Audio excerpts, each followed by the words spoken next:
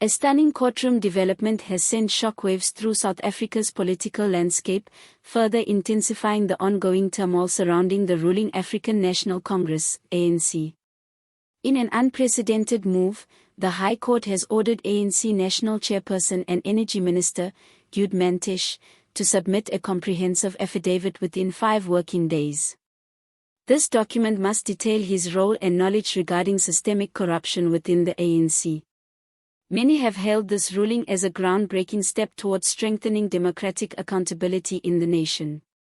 The court's directive, issued earlier today in Pretoria, follows an emergency judicial application brought forward by a coalition of civil society organizations, whistleblowers, and opposition parties.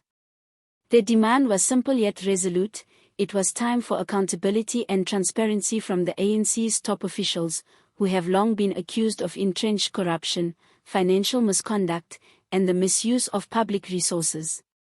Legal experts describe the ruling as historic, marking the first occasion in post-apartheid South Africa that a sitting ANC chairperson has been compelled by a court to answer to corruption allegations under oath. Delivering a scathing judgment, Justice Leto Moroka condemned the pervasive culture of impunity and political evasion that has plagued the ANC's leadership for decades. The public has been fed half-truths and political spin for far too long, he declared from the bench. The time has come for complete transparency. Justice Moroka emphasized that Minister Mantashe is not above the law, instructing him to provide a sworn affidavit within 5 working days detailing any personal involvement, awareness, or participation in corrupt activities within the ANC since assuming office. The judge further warned that any attempt to defy this order would result in contempt proceedings, potentially leading to fines or imprisonment. The legal foundation of this monumental judgment is supported by a substantial body of evidence implicating Mantashe in numerous alleged acts of misconduct. The dossier includes accusations of kickbacks from foreign energy firms, irregular tender allocations under his ministry, illicit campaign financing channeled through shell companies, and efforts to shield corrupt officials from legal scrutiny. Mantashe's name appears repeatedly in the Zondo Commission's report on state capture, especially within sections outlining questionable energy deals and the manipulation of procurement processes.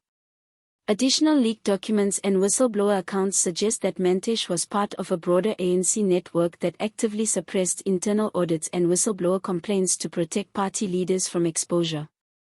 Civil society groups, led by the activist organization Justice Now SA, celebrated the court's ruling as a long overdue victory for democratic integrity.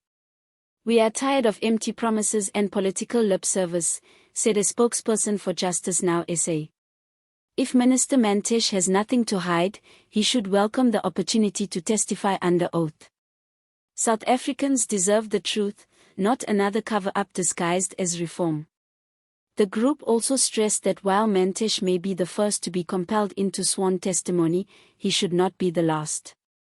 Meanwhile, President Cyril Ramaphosa, speaking at an economic forum in Cape Town, offered a cautious and diplomatic response to what the media has called a legal soap opera. "As president, I deeply respect the independence of our judiciary," Ramaphosa told reporters. Minister Mantashe, like any other citizen, must comply with the directives of the court. "Let the process take its course, we will not intervene."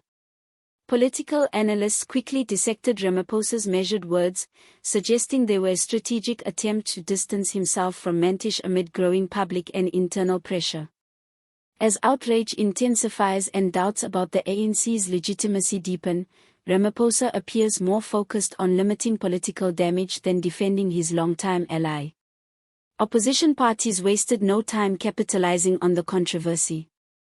The Democratic Alliance, DA, Economic Freedom Fighters, EFF, Action SA, and several other groups issued a rare joint statement calling the court's decision a turning point in South Africa's ongoing fight against corruption. DA leader John Steenhuisen declared, "This marks the beginning of the end for the ANC's culture of silence. Mantashe must not think he can lie his way out of this. If he fails to tell the truth, we will demand his immediate arrest. The nation has had enough of impunity. Inside the ANC's headquarters at Luthuli House, the ruling has sparked panic and deep divisions. Emergency meetings have reportedly been held to craft media responses, contain factional infighting, and assess the legal risks for other senior members who could be implicated by Mantashe's testimony. Some party leaders have urged him to resign voluntarily, fearing that his continued presence could harm the ANC's electoral prospects. Sources close to the inner circle revealed that there is growing anxiety that Mantashe's sworn affidavit could unleash a domino effect of arrests, resignations, and scandals implicating both former cabinet members and sitting officials within Ramaphosa's administration. This isn't just about Gud Mantashe, one senior ANC insider confessed anonymously. If he starts talking, he won't fall alone. The old guard is terrified, years of carefully guarded secrets could be exposed. Across the country, the public's response has been swift and impassioned. Social media platforms have exploded with discussions, memes, and reaction videos as news of the court's decision spread rapidly. Within hours, hashtags like #Mantashe must testify, #5 days of truth, #corrupt no more, and #ANC implosion dominated national trends. Many South Africans express cautious optimism that justice might finally be catching up with the political elite. Outside the Pretoria courthouse, crowds gathered in support of the judiciary, holding placards reading, "No one is above the law, we demand the truth, and, this time, we watch." In Gauteng townships and across the Western Cape, activist networks began organizing marches to pressure Mantashe to fully comply with the court's order. For too long, these men have believed they were untouchable, said one Soweto-based activist. But today, the courts have spoken, and the people are listening. As the 5-day deadline begins, the nation collectively holds its breath. Gud Mantashe now faces a defining choice: to obey the High Court's order and reveal everything he knows, or to resist and risk criminal prosecution, imprisonment, and public disgrace. Whatever decision he makes could signal the unraveling of the ANC's 3-decade-long political dominance, and perhaps even redefine the moral foundations of South Africa's post-apartheid democracy. One thing remains undeniable: the clock is ticking, and an exhausted nation is watching every moment unfold. If you found this report informative, don't forget to like the video and subscribe to our channel for more updates and analyses like this one.